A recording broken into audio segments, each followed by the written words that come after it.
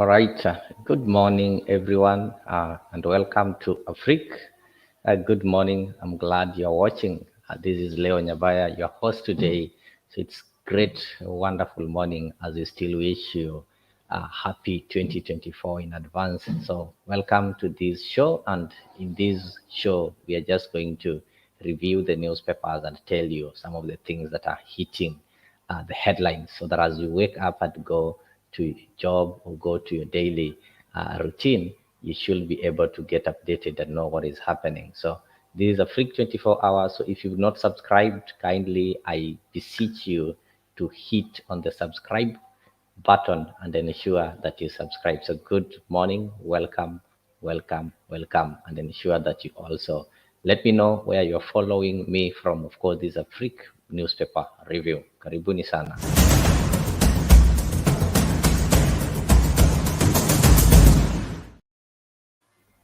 Yes. Karibu sana. If I look at the newspapers today, maybe I'll have to start with the Daily Nation, of which in the Daily Nation, in the first page, actually just talks of the new petition seeks to put cap on taxes. You know, there are some Kenyans who've decided to petition.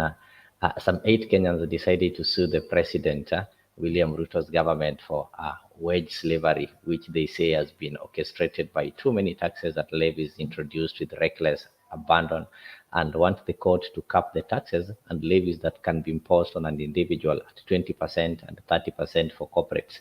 So, in other words, they want that a law, the court should define itself and say that if you want to allow Kenyans pay taxes, there should be a maximum percentage that is allowed, and they're proposing that they be allow individual Kenyans to be paying taxes up to 20% of what you earn. So past 20%, then that one should be declared illegal, and the corporates, like the companies, should now be allowed to pay up to 30%. So this is the case that is there, and we are going to look at it. It's in page 6 and 7 of the Daily Nation. Maybe if I can just be able to share my screen over there. Yes, so that is what is making the headlines in the Daily Nation. The new petition, there are 8 petitioners who also want orders stopping the new taxes and adoption of affordable housing levy. So this thing called affordable housing and the housing levy has really been a thorn in Kenyans' flesh, and that is why these guys, they want it to be stopped. We have people like Okiya Mtata, we have people like Fanya Mambokino there, and several civil groups like Sonika, Lempa. So these are the guys who've gone into court and they want these housing levies stopped, among other taxes that they feel are really not doing good to Kenyans. So apart from that, if you look at the first page, you'll also be able to realize there is Robin Hood effect. I talked of that. So the photo there is Kenyans spreading Christmas cheer, throng churches, entertainment joins, and the sports joins. So Kenyans really celebrated their Christmas, even though there's some Kenyans who still felt that the economy wasn't good enough to allow them have some good moments compared to the previous years. But despite all that, Kenyans managed to celebrate. If I still look at the first page, we are going to look at the mounting pending bills set counties up for debt crisis. There's a possibility that most counties, not countries, are undergoing some debt crisis whereby they have several pending bills. So these are bills that they've inherited from previous governments. So when a new governor comes or when a new government comes, they find that there are bills that are there that ought to have been paid by the previous government, but due to one or maybe 2 reasons, these bills are not paid. So they have to pay the bills. Though some of them ignore, they don't pay this bill. They say the bills were not theirs, forgetting that this county doesn't belong to specific individuals. So these bills keep on piling. So that is why you'll find that most counties are having pending bills. And the initial report of the Auditor General showed that most of these counties did not spend, almost all of them did not spend the money on development. The monies were used in paying the pending bills and paying the salaries. So that is the situation that we are.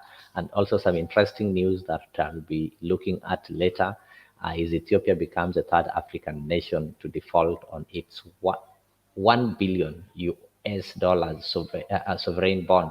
So we are currently having Addis Ababa, I think yesterday, joining the groups of Zambia and Ghana after it failed to make a 33 US dollar million coupon payment on its only international government bond. So it's only having one international government bond as different from Kenya, whereby we're having several bonds. So they failed to pay it. So now they've been listed as defaulters. Remember, the previous day, the president was saying that the reason why the cost of living is high is because I'm collecting more taxes to pay the debts so that I don't default. So far in Africa, Addis Ababa or Ethiopia joined the two in defaulting. So we're having Zambia and Ghana who defaulted in paying their loans. So Kenyans are so keen, as the president will always tell you, that they don't want to default in paying these bonds. And you can also have a story there that you'll be able to read in page 14. Meet Kisumu couple that digs pit latrines to make ends meet. Yeah. So these are people who dig pit latrines to make ends meet. This somebody and their wife. So the only thing they do is to dig the pit latrines. When you go to the rurals, people still use the pit latrines because most of these rural towns don't have sewer lines. So Monica Diambo and her husband Wilson Ondiek have defied the odds, braved a barrage of criticism, and risked everything just to put food on their table. So to put food on their table, they've decided to be digging pit latrines, and they're doing it in unison as a family. So that's a great family. Let me open the next page. The next page is just talking of the Christmas cheers. Christmas, Christmas, Christmas, Christmas. So if you look at the next page, we just have the issues of Christmas cheer. Kenyans, you've been told, thronged the worship areas, that is the churches, somewhere in the joints, and what they're doing, people are just marrying, people are just having fun. And yesterday being the Boxing Day, when I was young, I used to think that the Boxing Day is that day that you look for somebody who maybe wronged you, then you start fighting, you start boxing each other. It's because of maybe you don't know what happened. That is why you'll find that people will always have such kind of belief people will always have that kind of belief that on a Boxing Day people should just be boxing and fighting each other. So that is not the case. Have a look at it over there. You'll find that there is a Christmas here, and there's also something interesting. There's also close. Fur. There's also something interesting in this other page. It's about the Catholic Church or the Catholic leaders. Let me try to make you look at it. Good. Have a look at that. If you can be able to see my screen, thank you. Catholic Church leaders all over the country vow not to bless same-sex marriage, with some saying the message from Pope Francis in the Vatican encourages repentance. So I don't know how you manage to interpret Rome.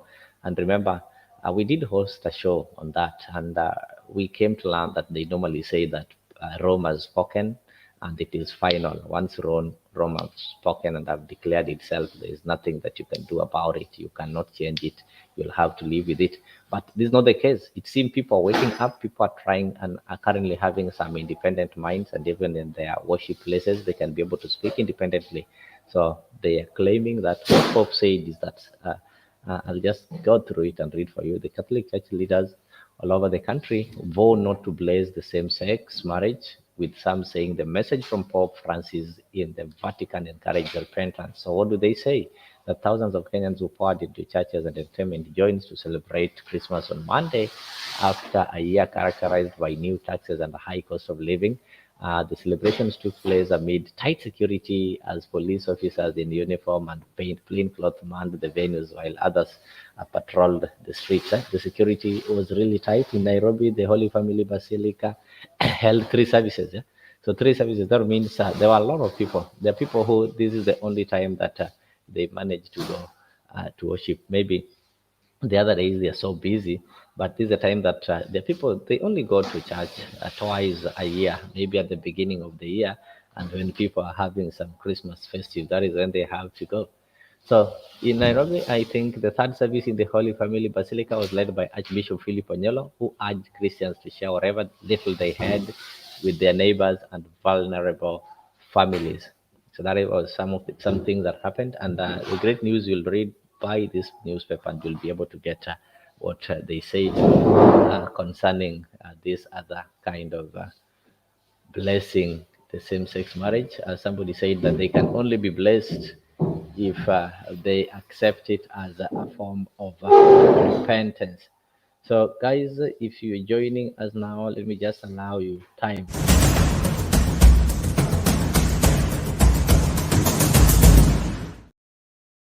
So if you're joining us now, you need to know that this is Afriq newspaper review, and I will encourage you that if you've not subscribed to our channels, you keep on subscribing so that whenever we go live, we'll always get notified. Otherwise, you're still in the mood of celebration. You're still celebrating, and that is why we keep on telling you that Merry Christmas. It is not yet over. Today is just 2 days after Christmas. We're still in that eve.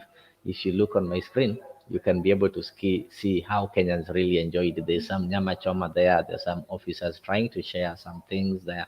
And there is also people busy worshiping. So the places that were busy during the celebration, one of them was the church. Number two, the place that was busy, we had people visiting the eating or the restaurants, and people also managed to enjoy some kinds of drinks. Like I can just show you one here so that you can be able to see some of the things that were happening, how people behaved. Look at this.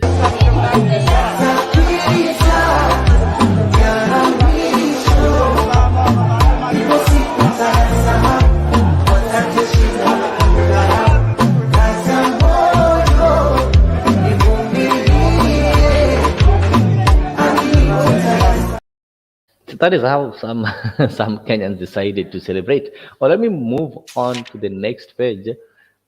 Still talking of what I told you. There are so many images of Kenyans. They are celebrating their celebrations. So the other side, I can see Pastor Dorcas Rigadi and the deputy. That is the deputy the deputy president. That is Gachagua's wife or Gachagua's spouse during a Christmas party that they held at their home in Madeira. We can also be able to see some chicken sellers at Kakamega Open Air Market. That was December 24th. You know, Kenyans really celebrate Christmas in a special way, and people will always value slaughtering chicken. And another image there shows the image of the Kisumu Central Member of Parliament, Honorable Joshua Oron, serving some street families during Christmas luncheon that he held at the City Square in Kisumu on Monday to mark the event. I also have some nice photos there of the city residents at the Green Park in Nairobi on Christmas Day. You'll find that the governor there opened the Green Park, and there are some celebrations taking place. The children at play in True View Resort, that is in Molo, Nakuru. If you go to which other place? So those are just images of Christmas. Oh, another thing that we also need to address as Kenyans. Death toll in road accident rises, scores injured during festives. There are several Kenyans who lost their life during this Christmas. Everybody was rushing to go home.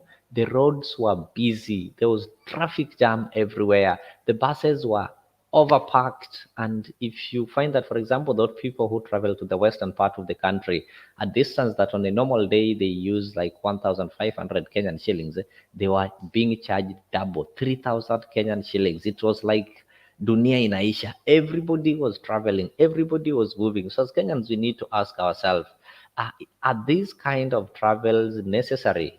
Is it a must that you have to go and travel back home and celebrate maybe Christmas at home? Because we've seen so many people losing life, but this is sometimes caused by some reckless driving. Everybody's rushing. Maybe you've been given permission from your workplace late and you have to make it home. So people will always rush.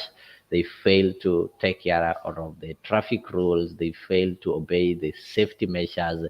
So at the end of the day, there are so many people who lost their life. There have been so many accidents that are reported during this festive season. Some people are driving while drunk. So I will just tell Kenyans that at this time or this kind of moment, we always need to take due diligence. We always need to be careful with our lives so that we try to reduce this kind of accidents. So this is something that has not been happening, and it's really sad that at this event that people should be celebrating and enjoying their precious moment as they celebrate the Christmas.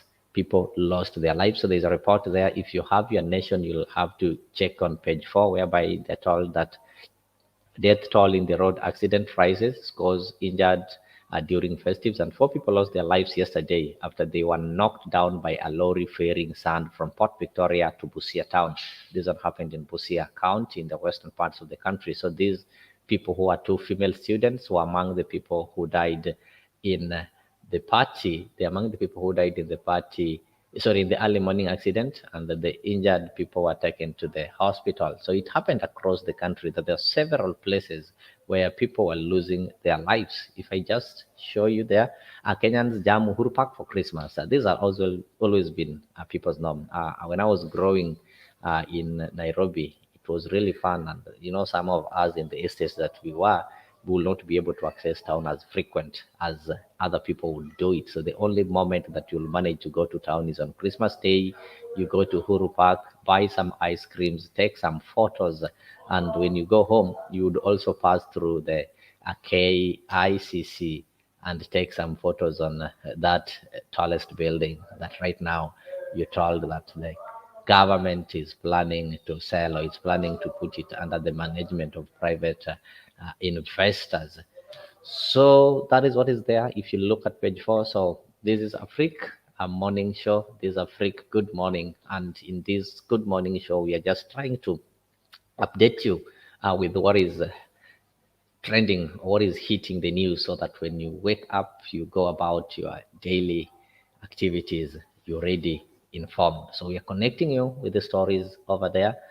And another thing so interesting that you have to look at is the legal battle over there. That is, I think, page 5 of the Daily Nation. Susan Oyasi, the stone the builders rejected. I don't know why they're talking of the stone the builders rejected. So they talk of a court order that she be appointed as a substantive finance director and be paid the amount there over 13.7 billion. So this is a legal battle that is between Susan Oyasi. In February 2013, Susan Oyati was a pariah in the top of the judiciary, much like the famous stone rejected by the builders in the biblical verse, those people who read Psalms 18:22. So Dr. Yazi was in the midst of a bitter legal battle with her employer, that is the Judicial Service Commission, which she was supposing for retaining her as an acting finance director for almost 7 years. So this is somebody who was illegally released of her duties, or what you can say, fired. And it's a battle that has taken 7 years, but finally the courts spoke, and the court said that she needs to be compensated and paid 13.7 million, and she also needed to be appointed as a substantive finance director and be paid these amounts. I think this was some great Christmas achievement to him. Those are the things, are just some notices that are given. There is a notice there from the Ministry of Lands, Housing and Urban Development, that is in the government of Kitui, so you will be able to look at it. This is what I was looking for. The wage slavery. Why petitioners want taxes capped at 20% of workers' pay. So I told you that there are some Kenyans, just ordinary Kenyans, 8 Kenyans are really working hard, and they've petitioned the government of President William Ruto on the matters of tax. They want this housing levy, the housing tax, to be scrapped off and stopped completely. They want the taxes to be capped, meaning if the government is to pick tax from me, there is a certain amount that they should not touch. There is a certain amount that they should leave for me. So in this case, they want the court to say that no government should take more than 20% of your taxes. What is happening currently? Currently, we're having a lot of taxes that people are paying. I remember we are having the VAT, which is capped at 16%. We are having the house levy, I think about 3%. That is almost 19. We are having, I don't know what tax, estate tax. So these kind of taxes, if you put them together, you'll find that the government is almost taking half of your salary. It's around 30%. So you're remaining with 70% that you have to balance in paying your bills. And remember, there's also the black tax, whereby you are responsible for taking care of your relatives and your siblings if they are unable to take care of themselves. So these kind of taxes is really hurting Kenyans, and Let us see what is going to come out of this petition. So the petitioners in a suit, they argue that the parliament has abdicated its mandate and chosen to give the executive the power to fund. So the parliament has failed in their role, and Kenyans, there is a discussion that is going on. I think we are going to talk of it. Parliament has failed, so now we only remain. Kenyans have been left alone. So it is now upon the Kenyans to take their sovereign responsibility and recall a parliament. And very soon, there are people also working on that. So they're planning to petition a constitutional court. So there are Kenyans also planning to. They're also planning to petition a constitutional court. So, in petitioning this constitutional court, they are planning to ensure that the court uh, allows them to recall the parliament, because the parliament has failed in their duties. And after recalling the parliament, then people can now be able to exercise. They ban the IEBC, and we see if we can go for fresh elections. I don't know if this one will work, but what is happening currently is that Kenyans have been left on their own. If you can look at what is in that paper, and it is now Kenyans to fight for themselves. That is why these 8 Kenyans have decided to petition the court so that the capping should be done on the taxes. So you will read the story in page 6 of your, if you get your Daily Nation, just open page 6 and read the story over there. It will enlighten you. It will tell you what is there or what has been presented before the magistrate. And I think it was declared as an emergency. So 8 Kenyans sue President Ruto for introducing too many taxes that are impoverishing Kenyans and hurting business owners. So the 8 Kenyans who petition call, let me see if I can be able to get you where they've been listed so that you know who is really trying to fight for you. You'll be able to get their names. I know there are people like Fanya Mambo Kino, there are people like the Busia Senator Okia Umtata. And on the photo there, those people who like looking at the photos there, you can be able to see Kimani Chungwa. So that is the National Dialogue Committee, co-chairperson Kimani Chungwa, with the Jubilee Secretary General Jeremiah Kioni, and the co-chairperson Kalonzo Musyoka during the unveiling of the report of the negotiations at the Hilton Garden in Nairobi. That one happened sometime back in November.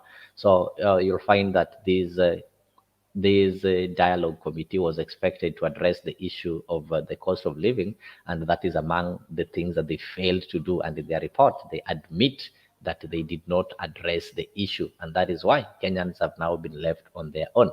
That is just an advert of KQ. They are resuming their a flight, or their schedule to Mogadishu, Somalia. That is something that they stopped during COVID, and they are resuming their services.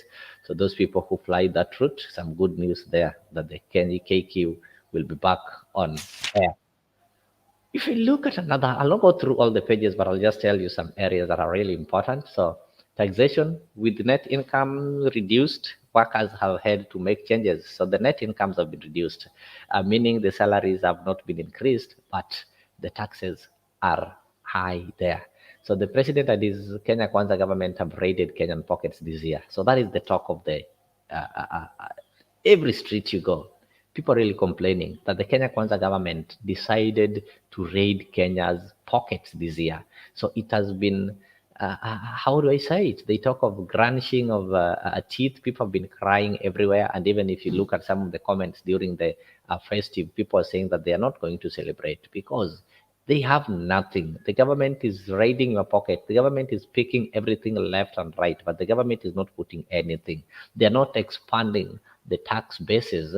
What they are doing is they are increasing the taxes without expanding the tax bases. So you used to have your business that used to give you maybe 2,000 per day.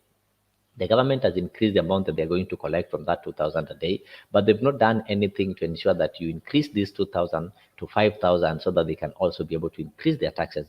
So what a sane government would have done is to increase the tax base and also ensure that the business environment is favorable so that the businessmen and women can be able to make more to enable the government to collect more. But in this case, the businessmen and women are not making more, but the government is collecting more. That is what we have in that page. So you'll find that there are some story there where the Federation of Kenyan Employees are really, the director there, they're really telling the government that what they're collecting is too much. And you remember when the president was live, he said that the people have not lost jobs according to the Federation of Kenyan Employees, but what has happened is that the government has employed people like the teachers who are working in this private institution. So that is why they are reporting that people have lost jobs, but instead people have not lost jobs. That is what the president said.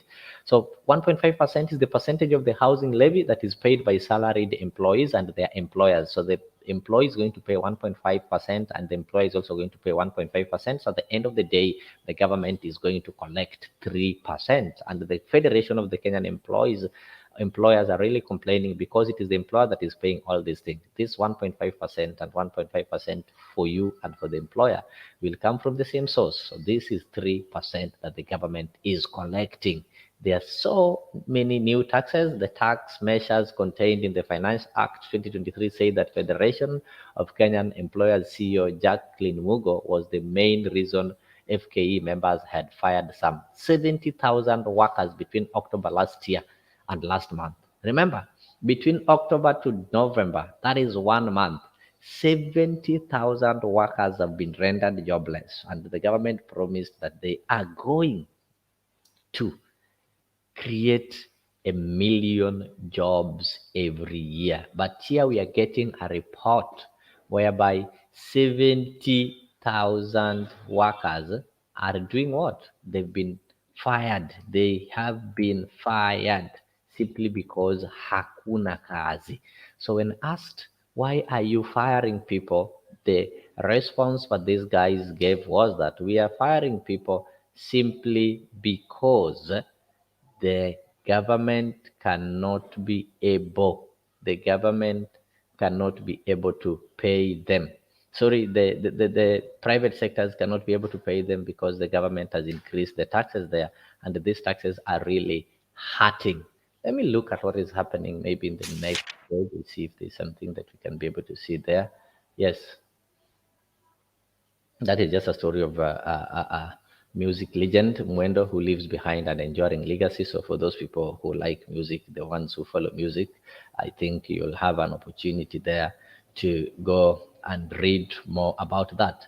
So for the viewers, if you're joining me this morning, I still wish you a happy festives, and I also wish you a happy 2024 in advance. And we pray that 2024 is going to come with lots of goodies. Things are going to be better, not the way they are now. That is our hope, and that is why we wish you some happy festives. This is still Afriq 24-hour. This is a morning show.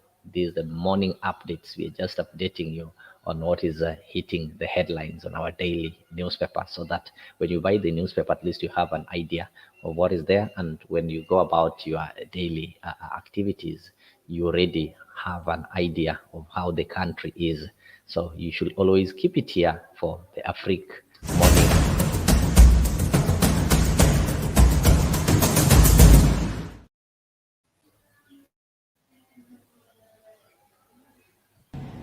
Hi viewers, it is Mr. G from Afriq D24 wishing you a Merry Christmas and a Happy New Year. Thank you for being so special to us. To our esteemed viewers, followers and subscribers, on behalf of Afriq 24 TV, I want to wish you a Merry Christmas and a very Happy New Year. Thank you for being part of us. God bless you. Of course, thank you for being part of us, and I welcome you to this show, and ensure that you also subscribe to our channel, subscribe to Afriq, subscribe to Leo TV, and as you subscribe, you also invite fellow Kenyans, or you also invite your friends so that they can also subscribe and be part of this. So still on our Daily Nation, that is page 9 is just some adverts from the county government of Siaya, which welcomes you to. They are having something called the Migwena Sports Cultural Festival. So for those people who love culture, you can visit Siaya on December 29th to January 1st. It's an event that is going to take about 4 days, almost a week, at Migwena. Migwena is in Siaya, in Sembo. So that one has been organized by the county government of Siaya, that is headed by Senior Counsel James Rengo. So you can be able to go through that. Let me see if I can go through this page. So interesting. Mudavadi, blaming Uhuru is ill-advised. At least, I know there are Kenyans who've been waiting for this moment. So I can tell you that at least there is somebody who is waking up in the Kenya Kwanza government. And I don't know if he did it knowingly or somebody just decided to speak for him. So if you look at that, that is one and only the prime cabinet or the chief cabinet secretary, Musalia Mudavadi, who is saying that blaming Uhuru. Let me just make it clear there so that you can be able to read with me. Blaming Uhuru is ill-advised. Prime CS says focus is on improving economy. So the Prime CS is advising the government that they should focus on improving the economy, that blaming Uhuru is ill-advised. I don't know what will happen. Let me see. The Prime Cabinet Secretary Musalia Mudavadi has advised the Kenya Kwanza leadership to focus on keeping promises made to Kenyans during campaigns for the 2022 elections and stop blaming former President Uhuru Kenyatta. While admitting that a lot needs to be done to bring down the cost of living, Mr. Mudavadi told Kenyans that President William Ruto has all it takes to improve the country's economy and change the fortunes of ordinary Kenyans. As a former finance minister, I agree that the cost of living is up, Mr. Mudavadi said. I remember Mudavadi has been a finance minister in this country, that is in the government of KANU, in the government of Daniel Toroitich Arap Moi. So as a minister of finance, during his tenure, that is when we had things like the Golden Bag scandal, just to remind you for those people who might have forgotten. So he spoke boldly and said that what the government is doing currently is wrong. Because what we've always been treated with, you'll find that Kenyans, we've always been told that, okay, you see, what is happening is that the government inherited some empty coffers, and because the government inherited some empty coffers, we are not able to work miracles. Things will be better, but we've never been told when things are going to get better. So Mudavadi has come out and told the government that he serves in that, look, you don't need to keep on telling Kenyans that, you see, Uhuru did this, Uhuru did that. What you need to do as a government is that it is your responsibility to ensure that the cost of living is down. It is your responsibility to ensure that things work. So let us focus on service delivery and stop the blame games. I think this one sounds positive to a government that has really faced criticism over the way they try to address issues. Whenever they are faced with problems, they will always tell us that the government inherited some empty coffers. And maybe just to bring you up to page with what I'm speaking about, listen to what the Deputy President had to say when he visited his backyard for the Christmas celebrations. It will tell you that at least there are people who are speaking different language, but at least the people who are now seeing the light at the end of the tunnel. Mudavadi has already seen the light, and instead of blaming Uhuru Kenyatta, he decided to face the bull by its head, hold the bull by its head, and tell you that, you see, we don't need to blame the previous government. I've been a minister of finance. This is what we need to do. So let us hope this one is going to be put into practice come 2024. So you can have a listen to this sound from the Deputy President. President Mwai Kibaki became president in 2003. He found a worse situation than we found. People had huge expectation. My headline nilikuwa naangalia ya 2004, 2005 walikuwa wanapigia Kibaki kelele wakimwambia yeye ni bure.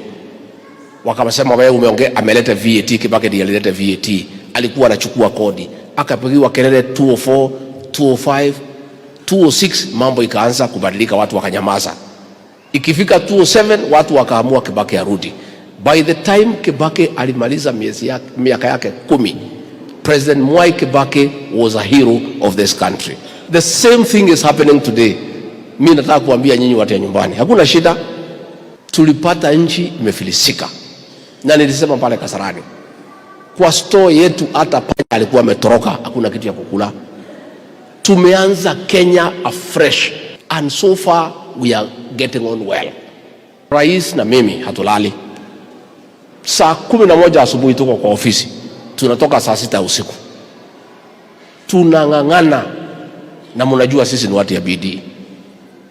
Na mimi nakuambia kama hii kazi hizi hatuwezi, hakuna mtu mwingine anaweza. Na hii Kenya itarudi kwa barabara pole pole pole pole pole pole. Kira wathanini last year.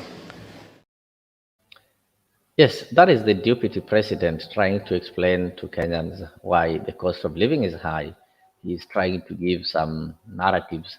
But if you look at this page, Salim Mudavadi is disagreeing with him, and he's saying that no, we don't need to blame the previous government. On the same page, you're also having some news that Raila tells Ruto to stop linking dollar to the high cost of living, and he also claims that Ruto have failed to deliver on the promises they gave Kenyans. So if you still read the same, you'll find that the deputy president's wife and the deputy president and the wife hosted thousands of children in their Madeira home for the Christmas celebrations. This one happened across the country. You'll find that several leaders managed to host their constituencies and their people at their home for lunch. We also saw the president giving some early Christmas to the people at his backyard. So there's always a culture. You'll find that Christmas is for celebration, is for sharing love and sharing the little you have. So the leaders in different places, I also saw Oscar Sudi doing the same. They were holding these kind of celebrations, and they were celebrating with their neighbors. So you can grab your copy and you'll be able to read more, and the adverts, you'll be able to do this. All right, this is something that I was waiting for. And it talks of mounting pending bills set counties up for debt crisis. This is according, there's a cash crunch. According to the reports by the controller of budget, that is Margaret Nyakango. Remember, sometime in the previous week, or just last week, Margaret Nyakango had been arrested and had some charges against her, and people claimed that these were politically instigated based on her stand and the way she's been revealing things that are not happening well in this government, the way you've been criticizing the government and warning the government that they need to take things seriously. So the report that she gave last were about the counties, and she realized that most counties, almost all of the counties, did not even spend a single cent in development. Nairobi leading was just spending money for entertainment, for vibes, for transportation, and such kind of things, like the payment of the salaries. So what is coming out is that there's a huge amount, like up to shillings 164.76 billion in June to 168.62 billion in last September, that is being owed by the counties. So the counties owe a lot of their suppliers. These pending bills is too much. They did not honor them, and that is what is going to put them into a debt crisis. So if you get your Nation, Daily Nation, ensure that you read page 12. You're going to get that story. And in the same page 12, there's also the Kakamega leaders. They clash over the project to upgrade the airstrip. I don't know how this one is. You'll remember that the first great promise that the president gave the people of Ingo when he visited Kakamega County, that is immediately after election, is that he told them that they're going to upgrade the Kakamega airstrip into an airport. And it was really hyped and up to date. I don't get the updates. I don't know if the flights are still flying that route, because I still see their leaders, including Boni Halwale, flying Kisumu International Airport and going there via road. So they clashed over the expansion of the upgrade of the airstrip, and the county claimed that the land is not enough, and actually they were planning to relocate the airstrip from where it is to a different place, but people are not willing to surrender land for that kind of development. And the county is also claiming that the amount that is needed, the amount that they're supposed to contribute in the upgrade, is too much, and the county cannot be able to afford. So we don't know. We hope the people of Kakamega will get justice, and the promise of upgrading the airstrip by the president will finally be fulfilled, because the cabinet secretary was there previously and gave a report that it is not possible to upgrade that airstrip because of the size. There is no enough space that can accommodate the kind of the airport or the airstrip that they want. So that is from the experts. But the president gave a political promise. So will it be fulfilled? So those people were like buying things on auction. So this is the story that I was telling you about the Kisumu couples who dig pit latrines for their livelihood. You can read the story on your own in page 14. And there's also something that is so interesting here. The Luo elders leader mourns death of its son. Just remember a few days after uh, the is it there was a certain coronation of Luo Council of Elders chairman Kair. Kair is a Luo term meaning president. Kair Randa is called Odungi Randa during he was coronated in Kisumu at Ofafa Memorial Grounds in December 22. So just few days after that, he lost his son, and the son is suspected to have undergone or is have had committed suicide. Yes, good year, good morning, and welcome. You're saying you thought there was also Homa Bay. Yes, there's Homa Bay airstrip. It is operational. It was upgraded, and actually, there's this flight, the Renegade. It goes there, I think, 3 times a week. I'll confirm. Nowadays, the people of Homa Bay, they don't fly Kisumu. They go direct. There's also one in Migori. There's also Migori airstrip. So if you go to the southern parts of Nyanza, there are 2 that are operating. Those people from Kisii will either use Homa Bay or Migori, so they are well sorted. They don't have to come back to Kisumu. But the one in Kakamega, I'm not sure if it is in operational. Maybe somebody can confirm, because from the news I have, most of them still use Kisumu. So I don't know why they still use Kisumu. There's less that is said about it. Uh, R2K Real Talk TV, good morning and welcome. Season greetings to this is Afriq. Good morning. Welcome to the show as we try to update you on what is taking place. So back to the newspaper, we are looking at this Kair Odungi Randa. Kair Odungi Randa is the Luo president. You know, he's the 9th president. Remember, the care thing was introduced by the Luo. You know, they used to have the Luo Union, and currently they're having the Luo Council of Elders. So these are people who are just concerned with the matters of the Luo community as far as their culture and the economic development of a community is concerned. So they have somebody who is the president, the person who is chairing the Council of the Elders, and this is somebody who is always elected among the elders. So the first care, for your information, was the late Jaramogi Oginga Odinga. He was the first care, and the 8th care passed away, and that is what led to the election of Kair Odungi Randa as the 9th care or the 9th president, even though this is something that has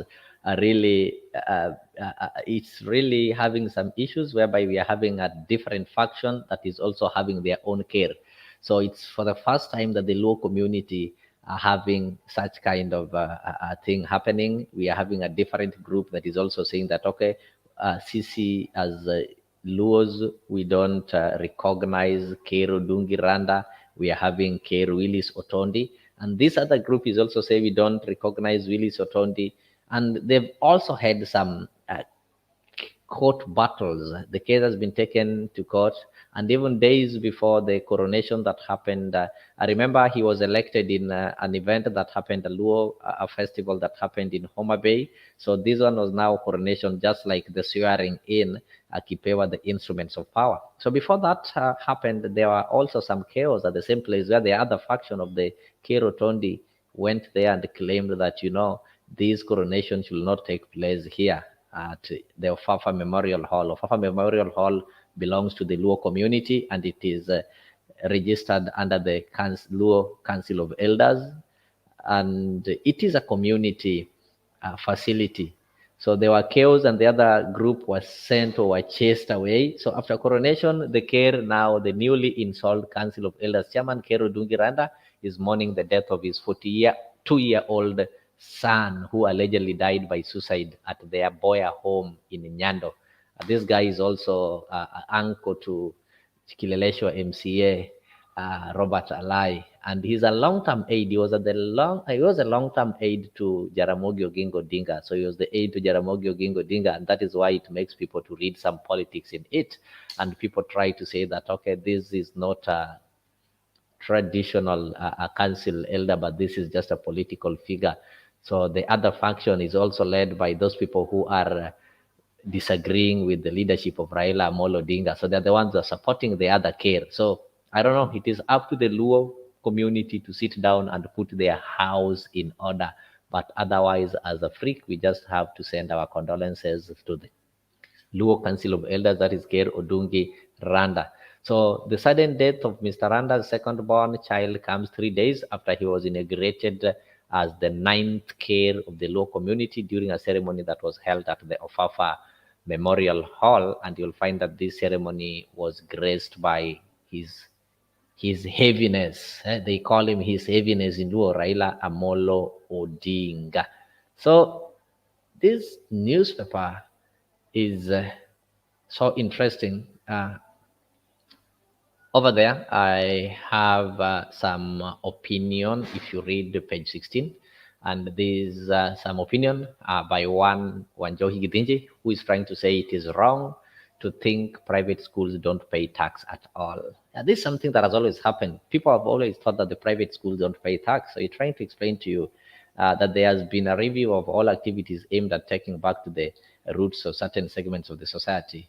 You've heard that there is proposals that if in these schools, if you're having things like swimming pools and whatever, you'll always have to pay taxes or some extra money. And this one is only targeting the private schools because the government school doesn't have this kind of facilities that like the swimming pool.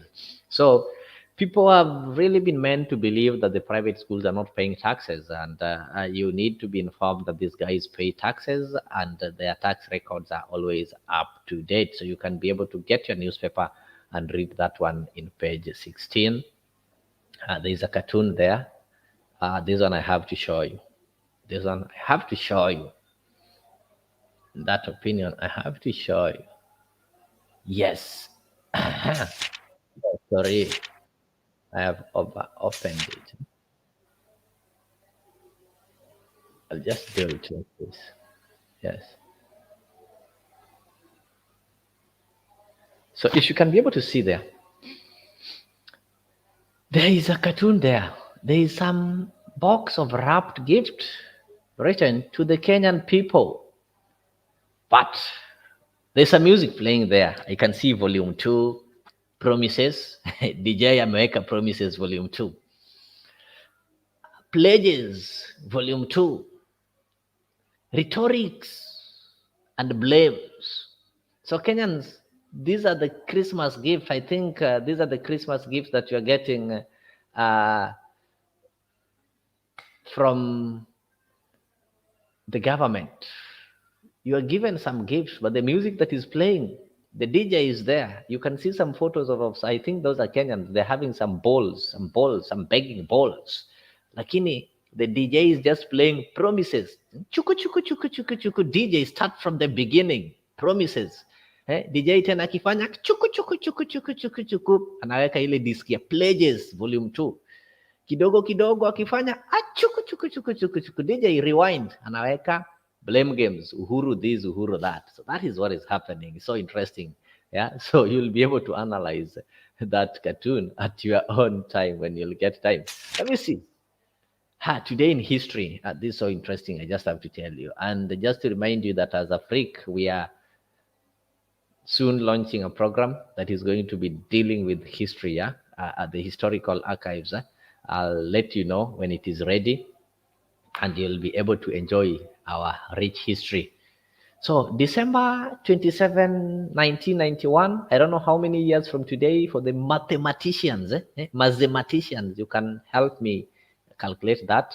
December 29, 1991, there was somebody called Geoffrey Kareka Karithi, resigns as an assistant minister for tourism and wildlife, accusing the government of failure to publicly absolve him from trumped-up charges of rigging in 1988 KANU elections in Kirinyaga. So the resignation, which was accepted by President Daniel Arap Moi, came on the heels of that of Moi Kibaki as the health minister. Here, Mr. Karithi of civil service, with the successor, Jeremiah Gitau Kireni, at the latter's farewell party upon the retirement of head of civil service on October 1979, looking on their wives. So assistant minister resigned, and the reason he resigned is because the government did what? The government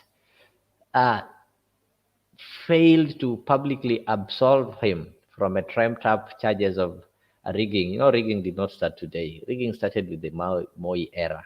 People would just get rigged. Remember, they were having some mlolongo, people just making lines to elect. Wewe unaona line yako ni refu, lakini mwenye anaenda kutangazwa ni ule alikuwa na line fupi. And Kibaki also resigned at some time as the health minister. There are some letters there. Kenyans are writing several letters. You can be able to read them. Somebody is talking of the poor infrastructure causing crashes. Life is a journey. Every milestone is vital.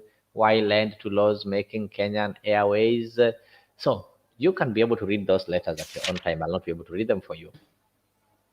The Abasuba culture, county news. I think this is the county of Homa Bay. In Homa Bay, we have people called the Suba. This is the community of John Mbadi, the community of our own Mili Odhiambo Mabona, the community of our own Silas Jakakimba, and the community of our own Moses Kajwang.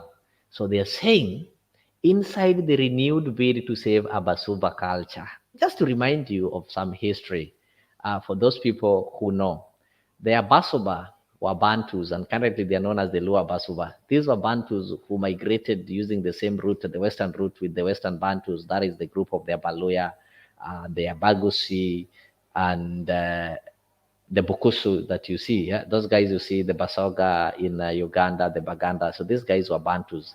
But immediately they came into Kenya, they migrated to those sides of the southern parts of Nyanza. And there they met the Luos, who assimilated them, and they became Luos. And until today, few of them can speak their Suba language, their Basuba language. They are all speaking Luos. Listen to Milio Diambo. Listen to John Badi. Listen to Moses Kajwang. These guys are speaking Luo. They are practicing Luo culture. They lost their culture. They lost their names. They use the Luo names and even their language. And if somebody tells you that the Subas or the Abasuba were Bantus, they are originally not Luos and they are not Luos, you'll tell them they are lying. They are more than even some Luos. So they've now trying to come up with ways. Recently on, I think it was on 24th, they had some Suba cultural event. And they normally have some cultural event to remind them of their culture, whereby they eat their food and they also try to speak their Suba language. I'll one day bring a Subanese here. They call themselves the Subanese to come and tell us something about the Suba language. So inside the renewed bid to save the Basuba culture, they want to save their culture. But I think that it is too late, because you want to save a culture that you lost 50 years ago. There are people who were born and they are 60s, in their 60s, yeah? They've grown old knowing the Luo culture and they've been absorbed completely. So now you want to bring them back to Suba culture. I don't know if they'll manage. So the main objective is to promote the Abasuba culture, believed to be disappearing due to assimilation. So these guys were assimilated by Luos, and actually the Abasuba culture doesn't exist. So what they're trying to do, I think they're trying to revive it. And it will be really strange, because somebody will be teaching you your culture and these things will be appearing strange to you. So let's see if they'll manage. I will manage to see the John Badi speaking their Suba language, Milio Diambo not shouting in Luo, but now trying to speak the Suba language. It will really be interesting. And culture is really important. People, you don't need to lose your culture. And that's why even those people, when you go abroad, you get your children there in these Western countries, in these European countries, ensure that you teach them your native language, ensure that you teach them your culture, so that one day when they come back here, they don't come back as a stranger. Good year is reminding me that Acholi also is part of Luo. Yes, good year. Let me just give you, when we talk of the Nilots, remember even the Kalenjins or Nilots, we are having the River Lake Nilots, the Highland Nilots, and the Plain Nilots, the Maasais. So the River Lake Nilots, these are people, majorly all the Nilots, they migrated from the southern parts of Sudan. That is, the initial homeland was in Egypt. But when they migrated, they went their first settlement in southern Sudan at Barel Gazelle. Some of them went to places like Pabungu, Pakwach. So as they were migrating to the eastern parts of Africa, most of them came through, the River Lake Nilots came through the Lake Victoria. Some of them remained in Uganda. So in Uganda, we had the Acholi, the Padola, remaining there. So Acholi and the Padola, they are river like Nilotes, and their language are similar. If you bring Acholi, you bring the Padola, and you put the Luo together, there are things that are common in their languages. Yeah, there's slight difference. The same to their counterparts who remained in Sudan. That is the Nuer, the Anuak. Those are also the river lake Nilotes. If you look at the Nuer in the southern Sudan and the Anuaks in the southern Sudan and the Shiluk over there, they speak similar language. I've had an opportunity to interact with them. So there's a larger Luo. So they only, in Kenya, we only managed to have the Luos in Kenya and the ones who migrated to the parts of Tanzania. But if you go to Uganda, we are having several the Luos. We have the Luos there. We have the Langi or the Lango, or we have the Padola and the Acholis. So it is true, Acholi is part of the Luo. It's a group of the river lake Nilotes and their culture and everything, their naming system in Luo. That is why you wonder when you look at the national team from Uganda, you have the Onyangos and the Otienos there. We have the Okelos. Look at the Ugandan politics, the people who tried to liberate the country. They were the Luos who are over there. Look at what is happening in South Sudan. And Luos are people who are so aggressive, though that is a story for another day. Thank you so much for following and engaging. It's really great to engage you. So the Suba are trying to revive their culture. About the county, you can also be able to read something about Pokot. There's tension high at Pokot Turkana border after 3 killed in a bandit attack. And this one goes to our security or the internal interior cabinet secretary, who will be able to address the matters of security. So you can be able to, yes, this is so interesting. Let us look at something that is happening in the world. The US lawmakers say the United Arab Emirates is funding Sudan violence. So blame games.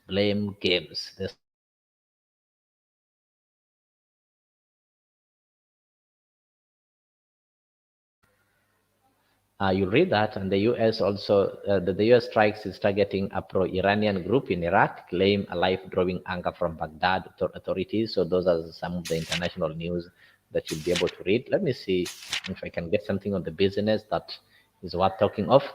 Algeria gives Kenya 16,000 tons of fertilizer. Skizeni hii kwa makini. Listen, I repeat.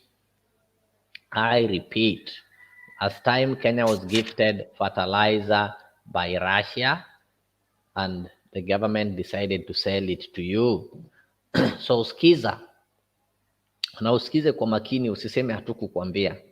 Algeria, this is a country in Africa, okay, gives Kenya, another country in Africa, 16,000. Is it tons or tons or however you call it, of fertilizer? So Algeria has donated 16,000 tons of fertilizer to Kenya, handing a boost to the government, which has identified lowering the cost of farming input as central to reducing food prices. So kuna gift imekuja ya fertilizer. So I don't know if the donations should be sold or should be given for free. That is a question that I leave it to you. But good news is that we've been donated fertilizer from Algeria, 16,000 tons. So wewe mwananchi, hii donation imeshafika. I don't know how you will get it, or the government is going to sell it to you and they'll tell you how they've subsidized fertilizer. So I'm just giving you this information. So next time somebody comes shouting on your ears how the government subsidized fertilizers, tell them that we are aware. Algeria donated 16,000 tons. So hii 16,000 maybe we can divide by the number of Kenyans, kila mtu ajua anapata kilo ngapi. Okay? All right. Those people like Sudoku, those people like Codeword, those people like complex and simple crossword, it is there for your leisure. Don't forget to do that. Those are programs in the channels. Wale wametuacha pia, they've also been put there. You can be able to look at it at your own time. I'm just going through some of the things that maybe I feel you can, okay, I wanted to say something on sports.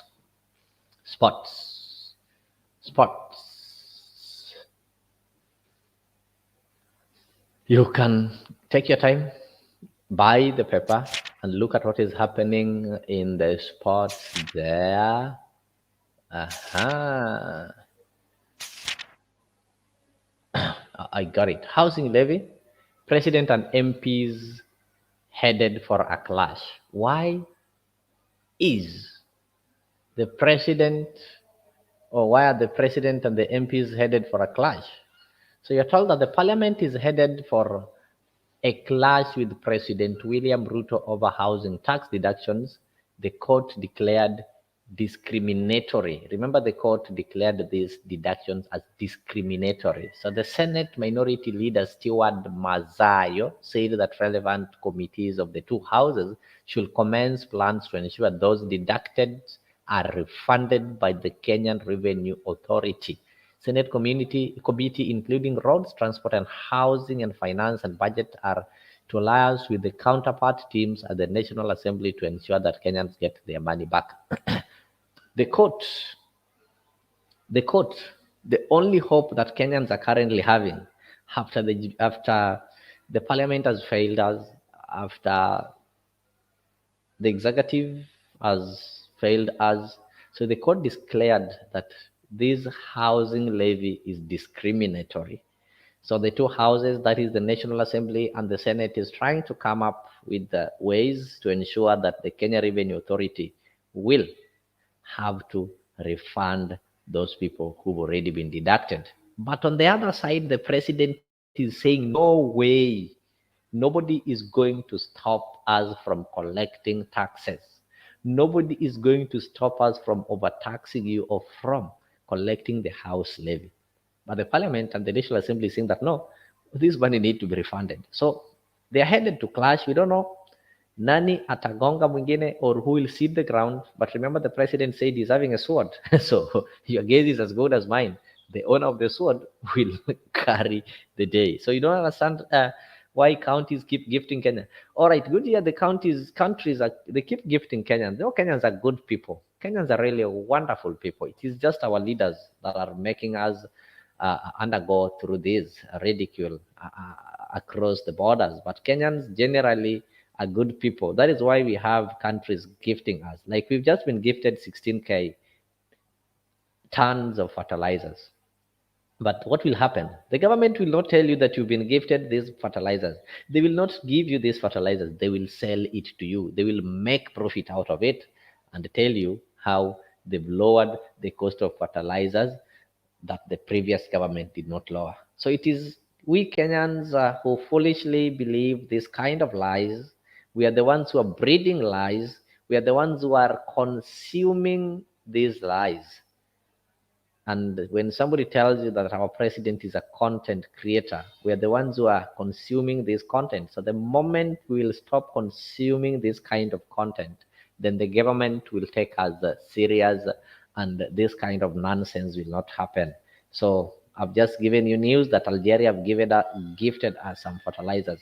So tafuta MP wako mwambie kuna fertilizer ingekuja. Akwambie wewe unapata kiasi gani, asikwambie unauziwa. Mimi nawaibia siri and how you use that information is now up to you. Another interesting one, real running cost and mileage claims.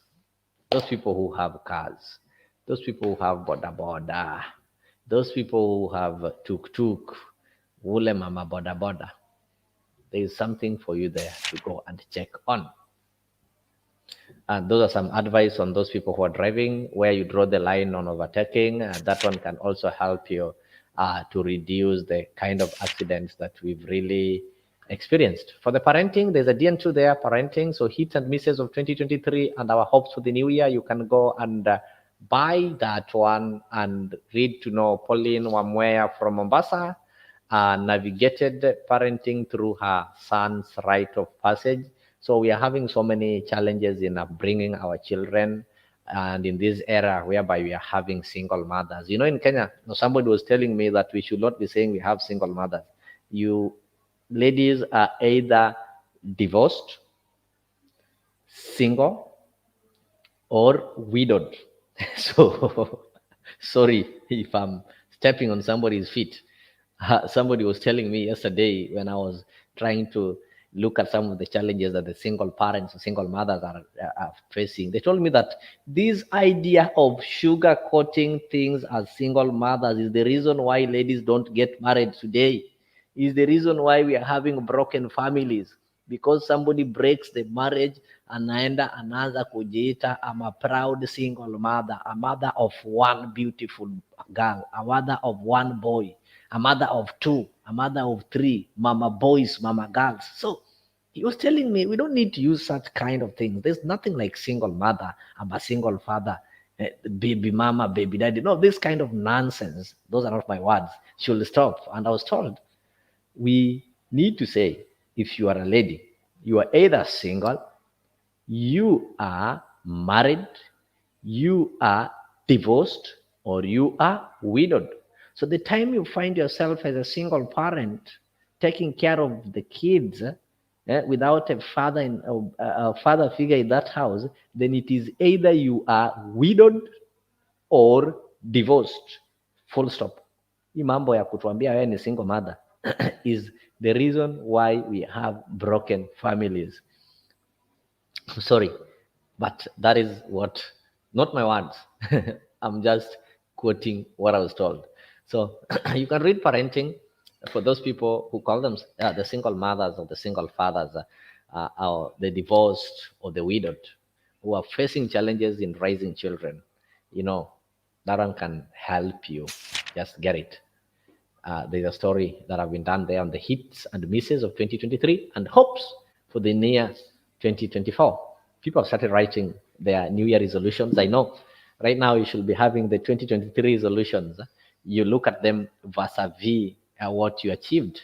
So if you didn't achieve much, so as you're making the 2024 resolutions, ensure there are things that are achievable, and you also put plans on how you're going to achieve them. Don't be like the governments that we have in Africa that are just giving you promises without putting effective measures or ways in which they're going to achieve these promises. So ensure that you take care, you don't put a resolution, or you don't just put there something that you know you're not going to achieve. Usiweke hapo 2024 I'm going to marry 5 wives, yet you don't even have a girlfriend at the moment. So put things that are realistic.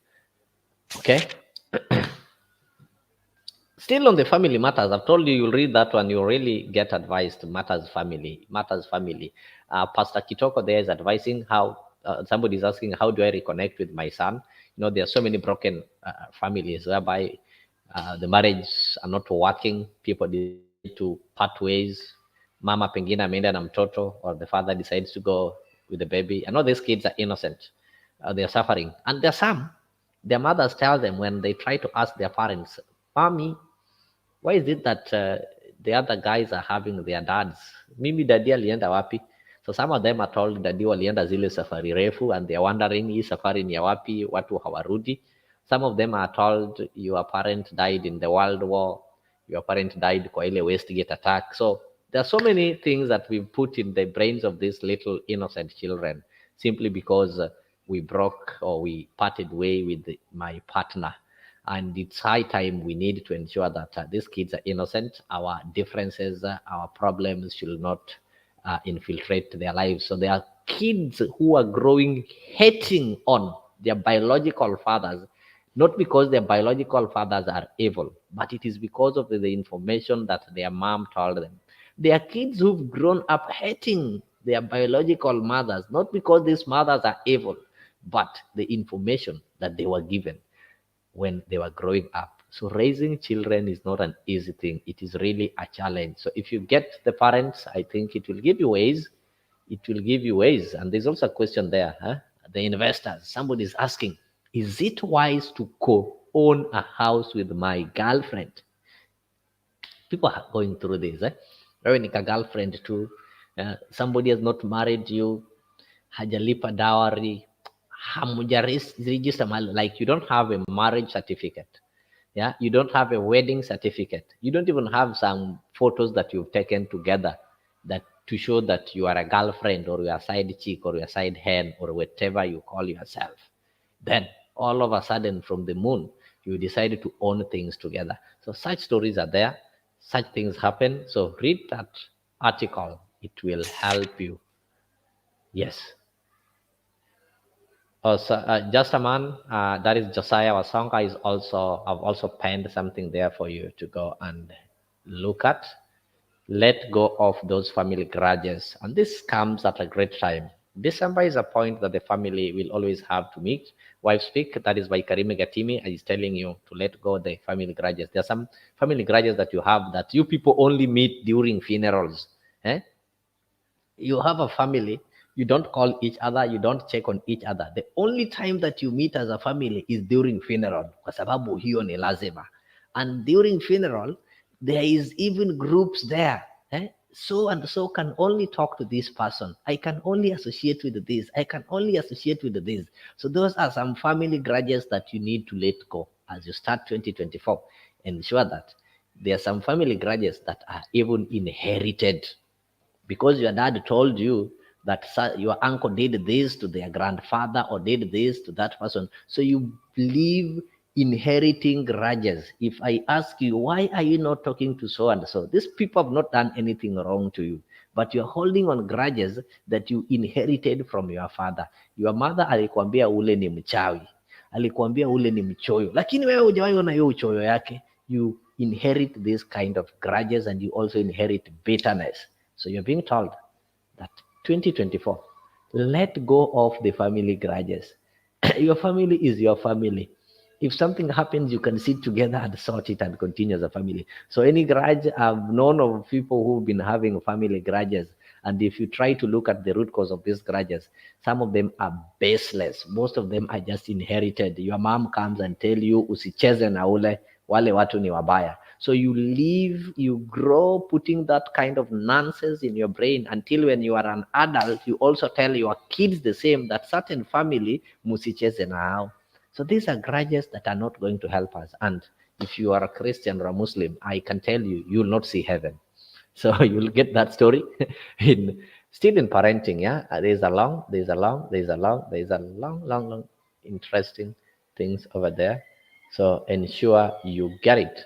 So, ladies and gentlemen, I was just trying to take you through what is happening in our newspapers, and actually, that was Daily Nation, and we've really looked at what is happening in the Daily Nation, and it was great. I know you've really been updated, and when you wake up, when you go about your duties or your daily routine today, go there knowing that you are already updated. So as you're going to buy your Daily Nation, at least you have some idea what is in the paper. So Goodyear is telling me that you can choose your friends, but you can't choose your friend. That is true, absolutely true. You can choose who becomes your friend, but you cannot choose who becomes your family. So the time that you're wasting holding grudges with this family, you're wasting yourself. So I'm still waiting if I can get to the standard so that I can also take you through the standard. But I've been able to see the headline, the opposition, our plan for next year. Raila Odinga and the team is planning demonstrations, over the cost of living. So let me run to the shop, get a standard newspaper, and maybe we can be able to go through it together and see what is there. Otherwise, I just want to thank you very much for joining this show, for joining me in getting updated in the morning. Now you are updated, now you are informed, so you can go out there. Because at Afriq, we are connecting you with African stories. To our esteemed viewers, followers, and subscribers, on behalf of Afriq 24 TV, I want to wish you a Merry Christmas and a very Happy New Year. Thank you for being part of us. God bless you.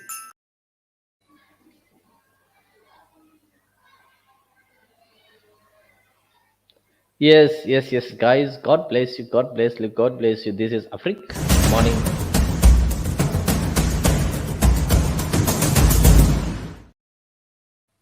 So that was our daily review. I've really reviewed the daily newspaper. So I wish you a wonderful day ahead and keep it here. If you've not subscribed, ensure that you subscribe to Afriq so that whenever we are live, you will always get notified. So thank you, thank you, thank you, thank you, thank you, thank you, everyone, for getting time to join us this wonderful morning. Have been tormenting us. I don't know what to get out of it. I open your paper, the other one, the other one, the other one. Kibaki, Kibaki, Kibaki, Kibaki. First of all, when will you learn ever to call him president? Hundreds and thousands of Kenyans who cannot come here and defend themselves or tell you how they feel. Ask now or never. You know, and I know, and everybody else knows that I'm married and I have only one wife.